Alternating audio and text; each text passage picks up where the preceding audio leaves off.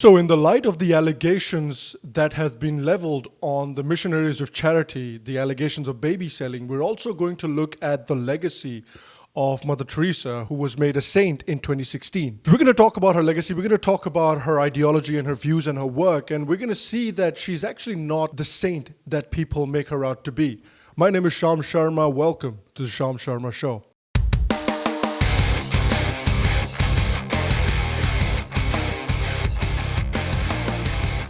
Hello, and welcome. Welcome to another edition of the Sham Sharma Show. Thank you very much for joining me today. Thank you very much for watching.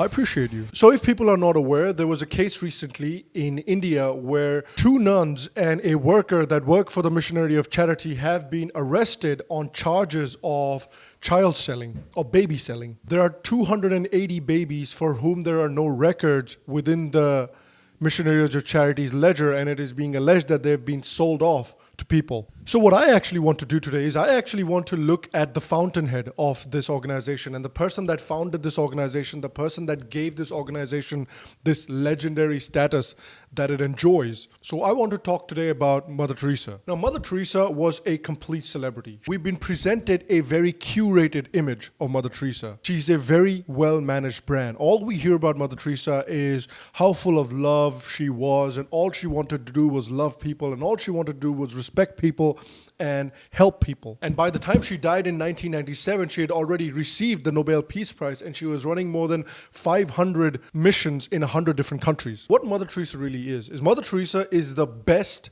and most successful marketing and PR campaign that has been launched by the church in the past 100 years. Because when you actually look at the work that Mother Teresa was doing, the charity work that Mother Teresa was doing, the ultimate goal of this work was conversion. So when you have a goal, when you want something in return, it can't be called charity. It is a transaction. Now in post-colonial world, it's harder to use blunt force to convert people. So what they did was they tried new, dishonest, sneaky methods to do that. And this is where Missionaries of Charity and Mother Teresa really came into play. So as people might be aware, she was declared a saint in 2016 for apparently performing 2 miracles. Both of those miracles, incidentally, of course, are very highly disputed by the people and the doctors that were investigating those miracles. One of the miracles apparently happened to a lady in India who, when she prayed to Mother Teresa, her tumor went away. Now, the physician that was examining this lady, Dr. Ranjan Mustafi, he said that this lady did not have a cancerous tumor in the first place, and that the tubercular cyst that she had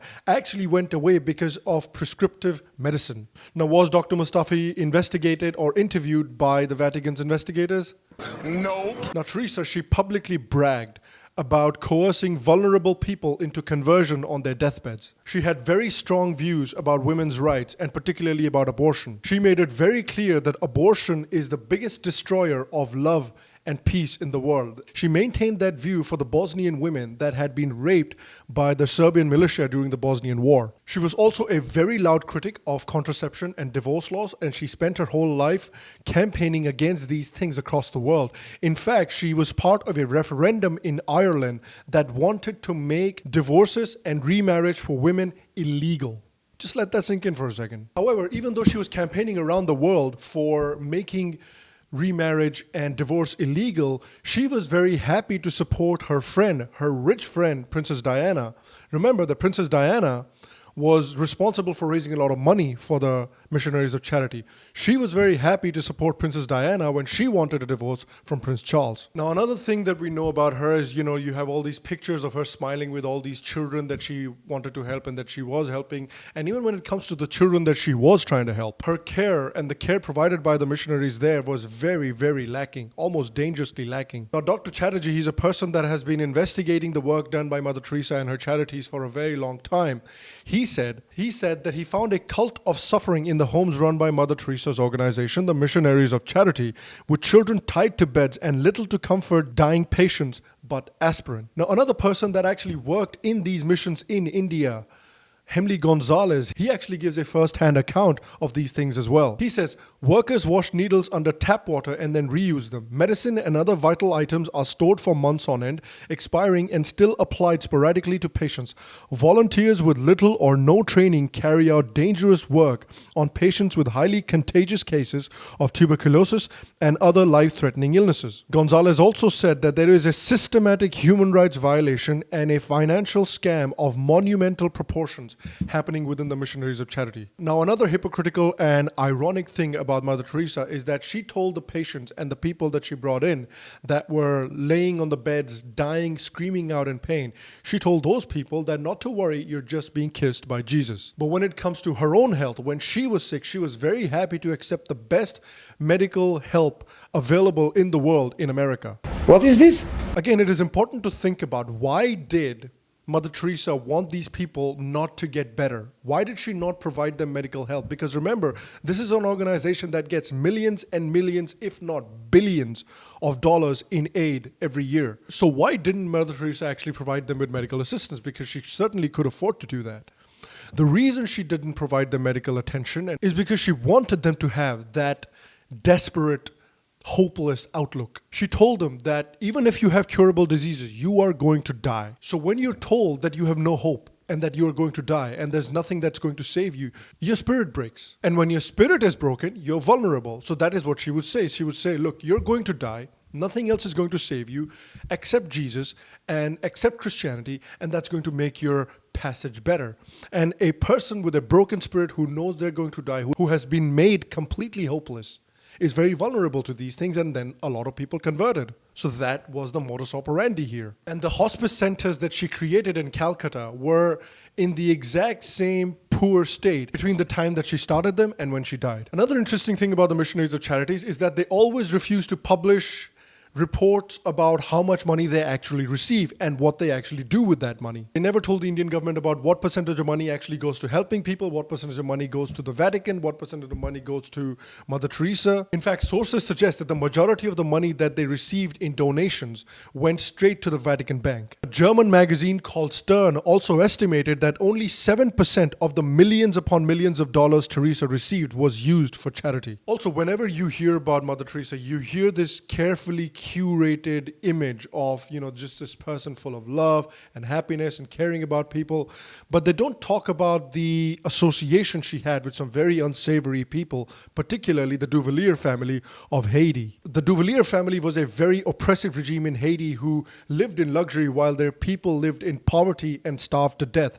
And the Duvalier family was also infamous for brutally torturing and murdering political rivals. And I think the part of the image that Indians tend to believe about Mother Teresa tends to be their own fault as well. Because what we do is we have been conditioned, and our brain has been conditioned over the past couple of centuries to just, whatever the West tells you, to just take that as the word of God.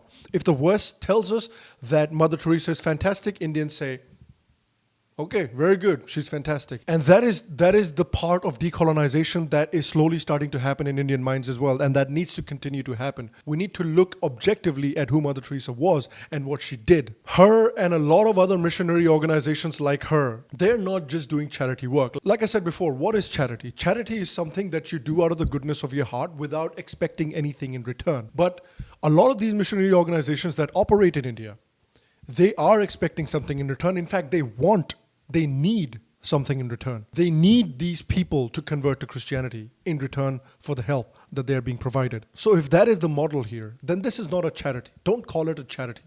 This is a business model.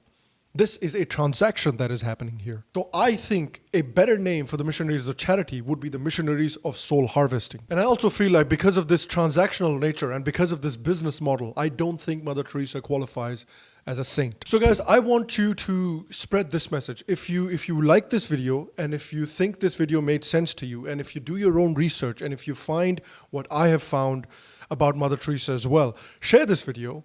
Share this video on social media. Use the hashtag Missionaries of Soul Harvesting and the hashtag #NotASaint. Use these hashtags and spread the message. Spread the truth about Saint Teresa. about the Missionaries of Charity organization and what these missionary organizations' real goal is. Use these hashtags, tag me, and let me know. Let's help spread this message through the grassroots and to educate as many people as we can. Again, guys, thank you very much for watching today's video. If you enjoyed today's video, please make sure to give this a like, give this a thumbs up. It helps me out, it helps the channel out. I would love to hear your thoughts about what you think about Mother Teresa and her work and this missions work as well. Please let me know your thoughts in the comment section down below. Again, if you enjoy what we do here on the Sham Sharma Show, you can please go ahead and make sure to subscribe to the show's channel down below or over here.